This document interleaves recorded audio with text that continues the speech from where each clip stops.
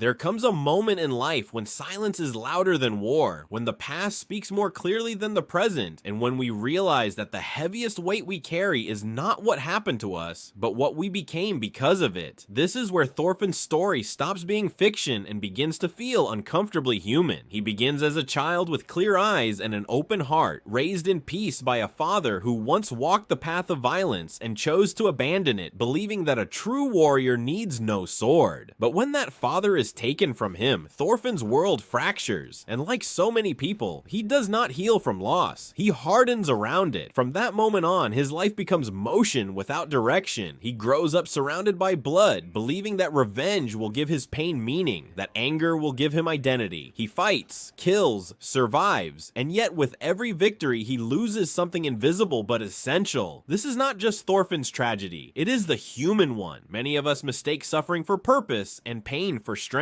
We cling to our wounds not because they heal us, but because they remind us that what we lost once mattered. When the object of Thorfinn's revenge disappears from his life, not by his hand, but by fate, everything collapses. The anger that once carried him forward leaves him hollow. This is the moment many people recognize too late. The moment when what we chased for years vanishes, and we are left alone with ourselves. No enemy to fight, no excuse to hide behind, only silence, only truth. Only the self we have been avoiding. In the darkness of that emptiness, Thorfinn is haunted by faces from his past, by lives he can never return, by choices he can never undo. Psychology calls this a moral wound, the damage done not to the body, but to the soul when we betray our own values. And this is where the real battle begins, not against the world, but against the voice inside that says you are beyond redemption. Yet even here, healing finds a way to enter. Through shared labor, shared silence, and shared pain, Thorfinn begins to see himself reflected in others. And slowly, painfully, he reaches a realization that sounds simple, yet demands immense courage.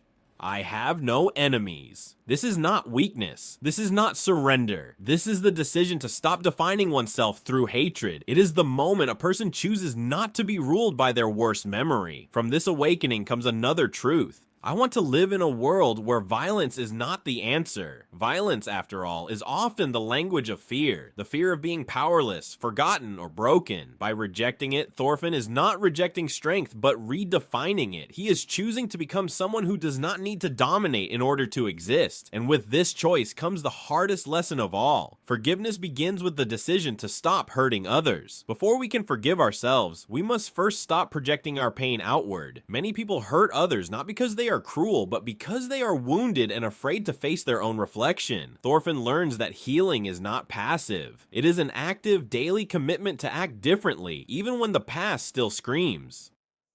In this journey, he discovers a philosophy that reshapes his understanding of identity. To be empty means anything can fit inside you. Emptiness terrifies us. We fill it with anger, noise, achievement, and distraction. But emptiness is not nothingness. It is potential. Like cleared land after a fire, it is the space where something new can grow. When Thorfinn releases his hatred, he does not lose himself. He finally makes room to become someone else. Vinland, the land he dreams of, is not just a place on a map. It is the symbol of inner peace, a life not governed by fear, a future not chained to the past. Every human being seeks their own Vinland, a state where the inner war ends, and the path toward it is never easy. It requires us to lay down the weapons we have relied on for years: resentment, blame, pride, and self-punishment. Thorfinn's story reminds us that identity is not found through conflict, but through reflection. That redemption is not erasing what we were, but choosing what we will become.